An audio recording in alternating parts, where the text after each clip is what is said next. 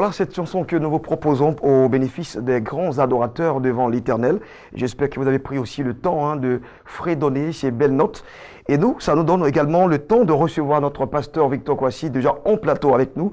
Bonjour pasteur et bienvenue. Bonjour Blessing, merci. 2 jours. Oui, oui. Mais 2 jours. Je suis content, Tout va bien. de te revoir. D'accord. Moi aussi, on va parler justement de profession aujourd'hui, de travail. Ma profession peut-elle être utile à Dieu? Oui, ce sont des questions que des gens se posent. Aujourd'hui, les gens ne comprennent pas l'appel de Dieu selon les dimensions de la vie ou selon leur classe sociale.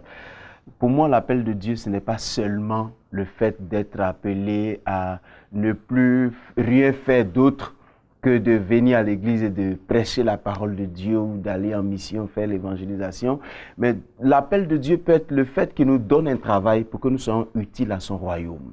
Il y a des gens qui sont appelés à être infirmiers, docteurs, tout cela, parce que le Seigneur leur donnera la capacité de guérir pour qu'à travers eux transparaisse l'amour de Dieu pour quelqu'un d'autre.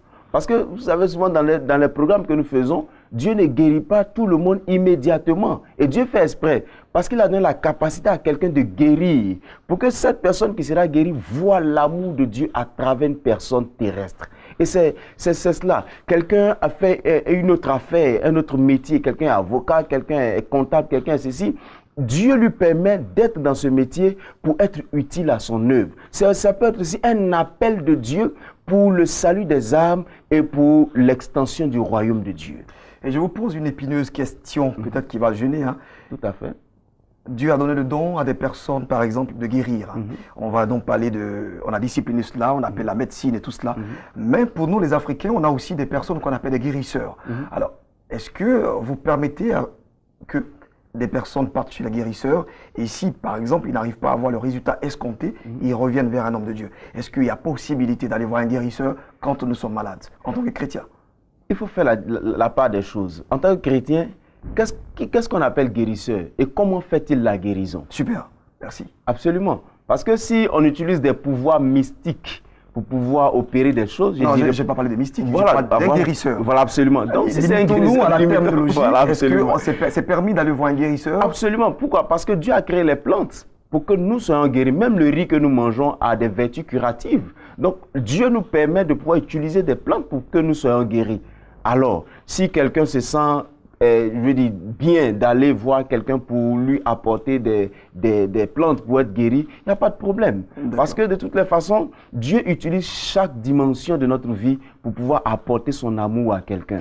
Et si c'est à travers cela que le Seigneur veut apporter son amour à quelqu'un, je n'ai pas de problème à cela. Merci, c'était juste une parenthèse. On va continuer à c'était juste une parenthèse. Donc, je dirais qu'aujourd'hui, il faut que les gens sachent que l'appel de Dieu ne se résume pas à pasteur, évangéliste, ceci et cela, mais je peux être évangéliste pendant que je suis policier. Je peux être évangéliste pendant que je suis docteur. Je peux être évangéliste pendant que je suis comptable. Parce que vous voyez, le pasteur n'a pas la possibilité de rencontrer des policiers tous les jours. Mais si quelqu'un est colonel, il est capitaine de douane de ceci, il est capable de rencontrer des gens que le pasteur ne peut pas rencontrer. Alors, il devient l'évangéliste de ces personnes parmi lesquelles il travaille tous les jours.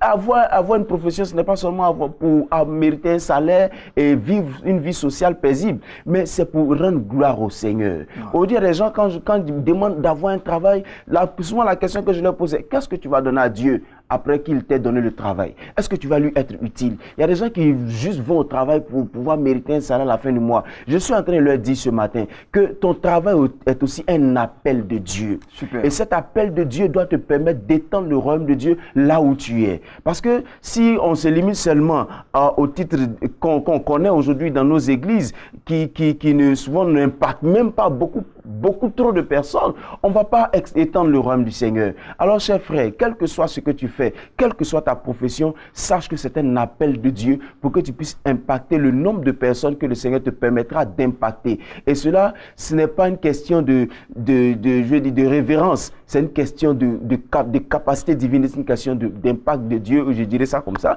parce que j'ai plus d'autres phrases. Mais je veux dire, le Seigneur t'appelle à gagner les âmes là où tu es. C'est pour cela que nous avons, par exemple, mis sur pied la plateforme de mission volontaire pour appeler ceux qui travaillent déjà à venir se joindre joindre à nous pour que nous puissions aller impacter des gens. Parce que peut-être que Dieu te permettra dans ton travail d'évangéliser quelqu'un qui, lui, à son tour, va évangéliser 10 000 personnes. Et le bénéfice de cette évangélisation te reviendra parce que si tu n'avais pas évangélisé une personne, cette personne n'impactera pas 10 000 personnes, n'impacterait pas 10 000 personnes. Alors, chers frères, nous voulons avoir des bénédictions de Dieu, sachant que l'appel de Dieu n'est pas limité simplement à des titres que nous connaissons, mais l'appel de Dieu, c'est aussi dans la profession que nous exerçons tous les jours, au milieu des personnes qui ont besoin de Jésus-Christ et qui ont besoin d'être admis au royaume de Dieu. Est-ce que certainement le problème ne vient pas des prédicateurs qui, malheureusement, je vais dire, utilisent mal la terminologie serviteur de Dieu? Comme vous l'avez dit, par exemple, un comptable, c'est un serviteur de Dieu. Absolument. Et il est dans l'église, par exemple, il donne ses dîmes, ses offrandes, et au-delà même, il participe à la vision de l'homme de Dieu. Est-ce que ce n'est pas il n'est pas conscient du titre qu'il porte, en réalité, qu'on ne lui dit pas? Est-ce que ce n'est pas pour cela que ces hommes de Dieu sont freinés dans leur élan de travailler avec ce qu'ils ont comme travail séculier? Absolument, c'est certainement pour ça que les gens ne comprennent pas cet appel. Parce qu'on ne les fait pas comprendre, justement. Absolument. On n'arrive pas à leur dire que quel que soit ce que tu fais, c'est un appel de Dieu qui doit te permettre d'étendre le royaume de Dieu partout où tu es. C'est clair. En tout cas, merci à vous, pasteur Victor Kwasi. Je prends un grand plaisir tous les vendredis à vous écouter. Ça me fait vraiment énormément plaisir. Et j'espère que les milliers de téléspectateurs qui suivent également Béni TV le sont également. Ils ont retenu le bénéfice le mieux disant de cet entretien. Alors, qu'est-ce qu'on retient grosso modo? En gros, moi, je n'arrive pas à répéter la phrase. En gros, je dirais que tout le monde doit comprendre qu'il est appelé à servir le Seigneur. S'il a été sauvé par le Seigneur, c'est pour sauver d'autres personnes, quel que soit ce qu'il fait sur la terre.